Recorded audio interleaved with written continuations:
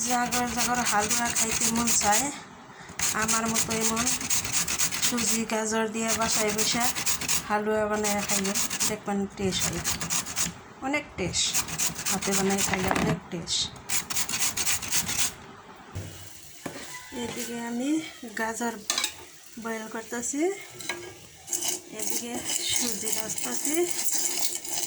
তাতে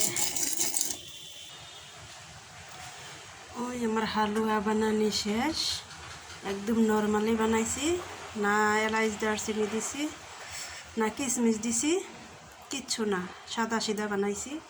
কারণ ওগুলো আমি দিই নি, যার জন্য বানাইছি সে খাবে না, তাই দিই নেই।